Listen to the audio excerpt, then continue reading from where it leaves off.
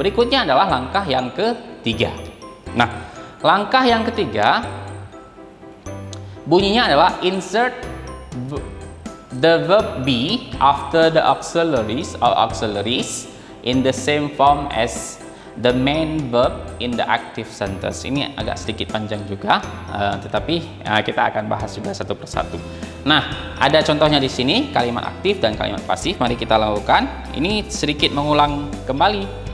Jadi kalimat aktifnya bunyinya hurricane, subject, destroy, verb, a great deal of property, di objek atau komplement. Nah, ketika bentuknya kalimat pasif, kita ulang lagi. Langkah pertamanya kita ambil komplement, kita letakkan di awal menjadi subjek kalimat baru, subjek kalimat dalam hal ini pasif. Kemudian langkah kedua tadi, jika ada verb be maka kita masukkan kemari. Nah, ini ada yang menarik di sini. Ketika kita lakukan langkah kedua di kalimat ini, ternyata setelah kita cari verb be-nya yang tadi kita bahas di sini, auxiliary-nya di langkah kedua, maaf, tadi verb be untuk langkah ketiga, auxiliary langkah kedua dalam bentuk to be atau modal itu tidak kita temukan di kalimat aktif ini. Nah, jika hal ini terjadi, maka langkah keduanya otomatis gugur. Nah, kita lebih mudah sebenarnya. Jadi langkah keduanya gugur dan kita lanjut ke langkah yang ketiga. Nah, nanti ada yang salah konsepnya, tapi kita bahas dulu ya. Jangan kita ke sana dulu. Nah, sekarang kan di kalimat ini tidak ada bentuk auxiliary, artinya langkah keduanya gugur. Lanjut langsung ke langkah yang ketiga, yaitu kita masukkan verb be. Nah, be itu langsung saja kita tulis dulu ya. Jangan dilihat dulu kalimat totalnya, tapi coba kita tulis dulu be di sini. Subjek, ini langkah pertama, langkah keduanya gugur, berarti sekarang kita langkah yang ketiga. Nah, kalau saya boleh tuliskan versi yang lebih mudah biar bisa dipahami, mungkin saya boleh tulis di bawahnya. Jadi biar nampak langkah keduanya gugur itu sebelum menjadi kalimat ini. Kalimat awalnya adalah a great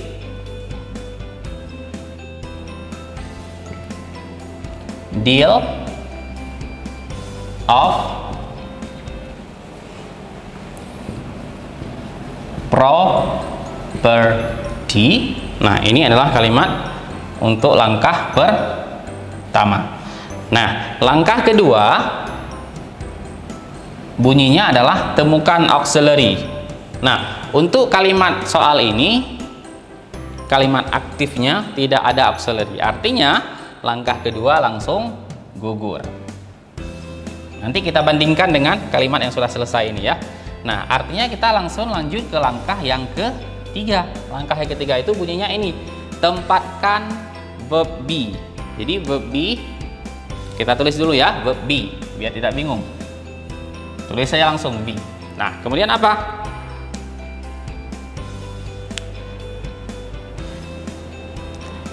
In the same form as the main verb. Bentuk be itu harus sama dengan main verb. Main verb itu yang mana? Main verb kalimat aktif. Nah, kita kembali ke kalimat aktif. Main verbnya adalah destroy. Maksud bentuk yang sama adalah bentuk verb 1, verb kedua, dan verb ketiganya. Nah, itu yang kita bahas tadi. Nah, kita lihat di sini. Di kalimat aktif main verbnya berbentuk verb pertama. Nah, di mana kita tahu itu ada penjelasannya nanti. Artinya be yang di sini ini juga wajib dalam bentuk verb pertama. Nah, mengikuti main verb dari kalimat aktifnya. Artinya kalimat pasif itu betul-betul persis seperti kalimat aktif dalam semua hal kecuali bentuknya pasif. Jadi nggak boleh kita ganti apapun, termasuk tenses juga nggak bisa kita ganti, dan seterusnya. Maknanya nanti tetap akan sama. Oke, kita kembali verb 1. Nah, berikutnya yang kita butuhkan adalah verb 1 dari be. Kalau kita bisa jelaskan sedikit di sini, be itu verb 1, verb kedua, verb ketiga ini saya jelaskan sedikit. Misalnya kalimat yang sederhana itu eat, kata yang sederhana itu eat, bentuk verb satunya. Verb keduanya itu adalah ate, bentuk verb ketiganya adalah eaten. Nah, ini salah satu verb yang berubah total. Ada verb ini disebut verb irregular. Ada yang regular, yang biasa saja. Play, verb keduanya dia menjadi played. Verb ketiganya juga sama, played. Nah, ini kita sebut regular, artinya biasa. Ini disebut irregular, artinya tidak biasa. Tidak biasa itu maksudnya dia langsung berubah. Ya, kata orang berubah langsung kayak Power Rangers, bukan lagi manusia, sudah jadi robot. Kalau ini merubahnya sekedar saja, hanya pakai topeng id-nya saja. Tapi dia sudah bentuknya verb kedua dan verb ketiga. Nah, untuk be, kita tadi di be diminta untuk membuat be dalam bentuk verb pertama sesuai dengan main verbnya. Nah, untuk be ini agak sedikit rumit. Be, bentuk verb pertamanya itu boleh be sendiri atau boleh is, am, atau are. Nah, jadi bentuk be-nya itu ada 4. 1, 2, 3, 4. Nah, bentuk yang kedua dari be itu was dan were.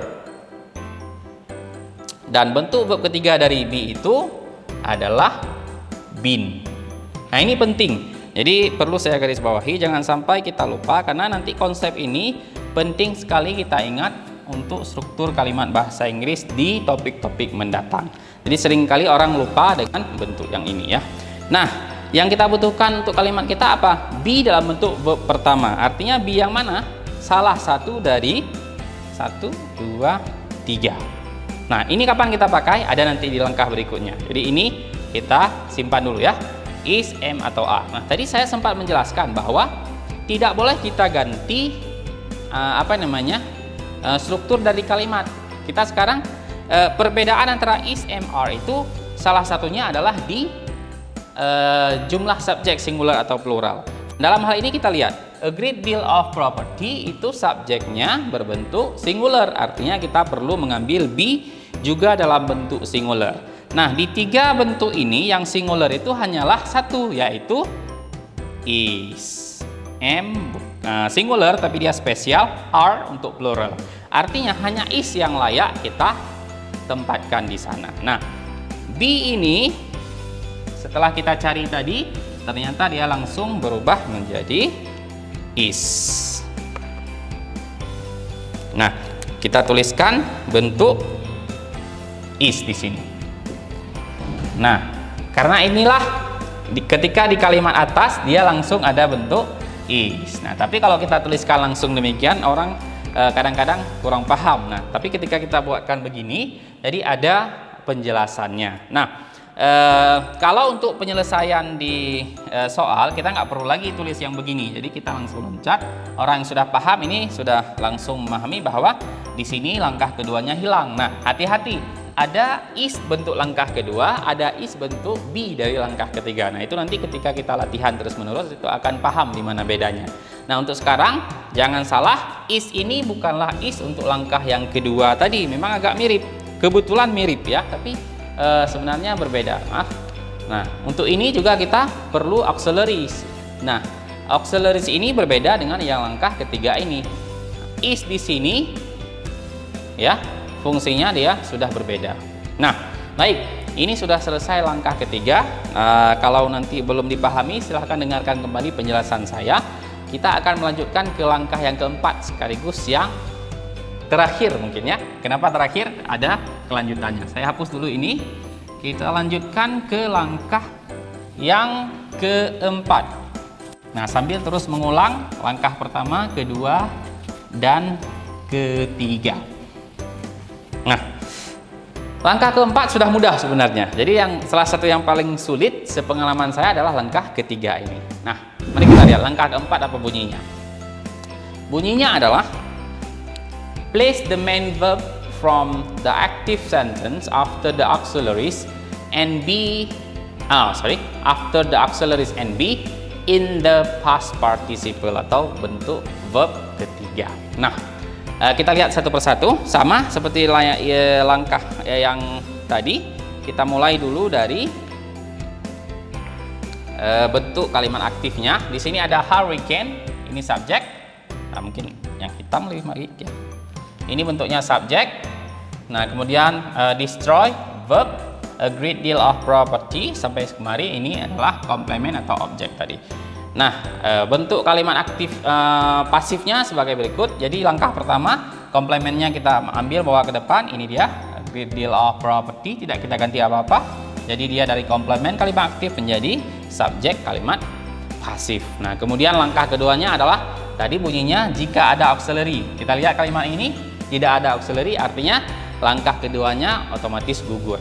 Nah, langkah ketiga kita ingat tadi adalah tempatkan be dan sesuaikan dengan bentuk tenses dan subjeknya. Nah, be yang kita tempatkan adalah is. Penjelasannya ada tadi di langkah yang ketiga. Nah, ini be ya, bukan auxiliary. Nah, langkah yang keempat sangat gampang sebenarnya. Langkah yang keempat adalah place the main verb. Yang mana main verb? Main verb kalimat aktif. Main verbnya adalah destroy. Ambil main verb, langsung kita tempatkan di depan langkah ketiga tadi, yaitu langkah keempat. Langkah ketiga be, langkah keempatnya kita langsung tempatkan. Nah, kalau saya boleh tuliskan di bawah, maka bentuknya tadi adalah a great deal of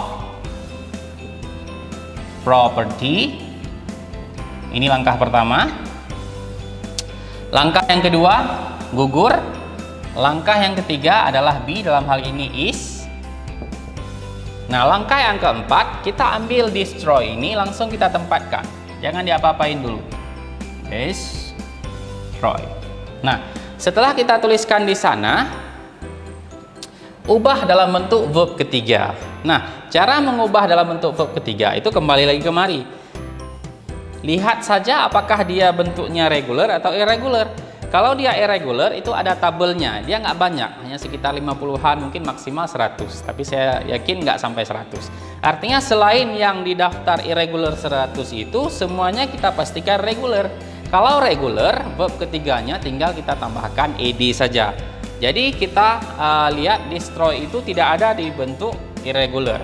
Jadi nanti lihat sendiri tabel irregularnya, maka kita pastikan dia regular. Kalau regular, verb ketiganya tambahkan ed. Maka kita tambahkan ed di sini, dan ini menjadi langkah yang keempat. Jadi langkah keempat nggak sulit. Singkatnya, ambil verbnya, taruh di depan langkah ketiga. Kita ingat langkah satu, langkah keduanya hilang, langkah ketiganya be, langkah yang keempatnya adalah main verb. Ambil main verb, destroy, ini bentuknya verb 1. Copy ke depan langkah yang keempat, ke depan langkah yang ketiga, kemudian ubah menjadi bentuk verb ketiga. Selesai. Nah, biasanya dalam grammar itu sampai ini sudah layak disebut kalimat pasif. Karena sebagaimana penjelasan saya di awal, salah satu fungsi kalimat pasif adalah menghilangkan subjek dari kalimat aktif tadi. Jadi yang kita bicarakan sekarang bukan lagi subjek tapi objek. Nah, objek itu adalah a great deal of property is destroyed by who? We don't know. Atau kita memang tidak tahu atau memang tidak mau tahu. Jadi kita hilangkan.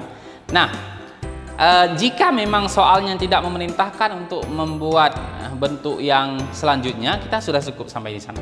Tapi kalau memang diperintahkan, maka kita lanjutkan ke langkah yang kelima. Nah, langkah yang kelima itu tidak sulit. Jadi saya janji yang sulit tadi itu hanya langkah yang kedua. Mari kita lihat langkah yang sulit tadi, langkah yang kedua dan yang ketiga maksud saya. Dan langkah yang keempat cukup gampang. Selanjutnya langkah yang kelima juga sangat gampang. Mari kita lihat langkah yang kelima. Place the subject of the active sentence. Kita letakkan subjek kalimat aktif, tadi kita ulang lagi ya. Ini subjek kalimat aktif tadi, ini verb, ini complement. after the verb in passive sentence preceded by preposition by. Jadi subjek kalimat aktif ini langsung kita tempatkan paling ujung setelah langkah keempat, kemudian kita awali dengan preposition by. Tadi sudah kita jelaskan, langkah yang pertama adalah ini, a great deal of property, langkah pertama. Langkah yang kedua, hilang, gugur karena tidak ada auxiliary. Ini langkah yang ketiga, be. Langkah yang keempat adalah main verb. Yap. Dan langkah yang kelima adalah subjek ditambah preposition by. Ini dia.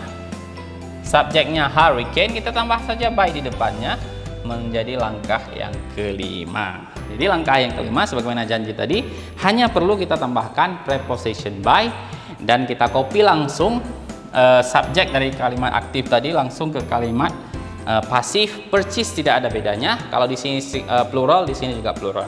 Nah, kelanjutannya each year ini adalah adverbnya. Jadi adverbnya tidak kita ubah sama sekali. Adverbnya langsung kita ambil dan pindahkan ke kalimat pasif. Jadi sebagaimana penjelasan di awal, beda kalimat aktif dan kalimat pasif hanyalah di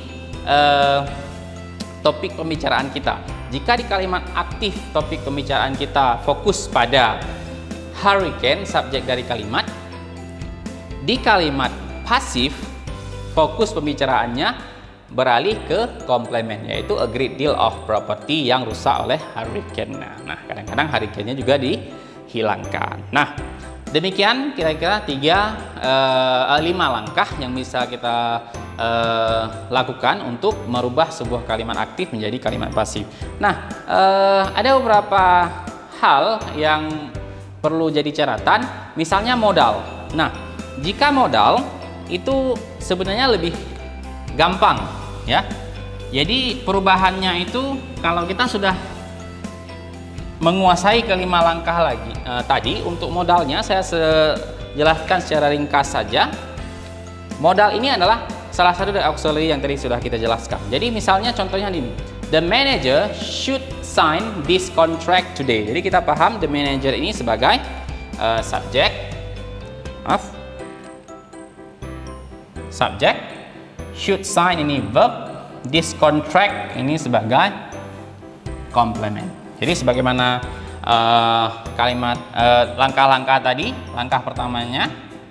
Nah, langkah yang kedua itu kita ambil modal. Jadi modal kita ambil, kita copy. Nah, di sini modalnya adalah should. Jadi dari mana kita tahu? Di penjelasan awal ini ada anggota modal yang tidak saya sebutkan. Jadi salah satunya itu adalah should. Nanti bisa kita pelajari lagi apalagi anggotanya. Should itu kita ambil saja, kita kopikan langsung kemari sesuai dengan perintah ini. Kita ambil modal dulu, kemudian kita tempatkan saja bentuk be berikutnya, be. Nah, ini dia be. Nah, selanjutnya adalah verb ketiga. Verb ketiganya dari mana? Tetap tadi dari langkah yang ketiga, yaitu dari main verbnya. Nah, tadi ini kan bentuknya verb phrase ya. Jadi verb phrase itu adalah modal ditambah verb asli. Nah, yang kita butuhkan adalah verb aslinya dan kita tambahkan bentuk past participle. Sudah selesai, artinya tinggal kita pindahkan saja komplement di awal, kita lanjutkan dengan bentuk should sign-nya, kita tambahkan be saja di tengah-tengah verb phrase, sudah jadi kalimat pasif. Nah, sambil jalan nanti itu akan dikuasai dengan lebih cepat saya kira, ketika kita tadi sudah paham 5 hal yang tadi kita sebutkan. Nah, jika ada pertanyaan silahkan nanti kita diskusi lagi. Tapi ada beberapa hal latihan-latihan yang bisa dilihat di sini. Nanti videonya di post saja. Silahkan kerjakan latihan-latihan ini. Dan juga ada latihan di sini. Setelah di post videonya dikerjakan, nanti kita boleh diskusi di komen. Silahkan nanti jawabannya dikirimkan di komen. Nanti mudah-mudahan saya bisa melihat dan bisa memberikan sedikit feedback ya. Okay, congratulations. So today you have master one of the most important topic in English grammar, yaitu apa tadi? Kalimat pasif. Terima kasih, sampai jumpa lagi di episode mendatang. Assalamualaikum warahmatullahi wabarakatuh.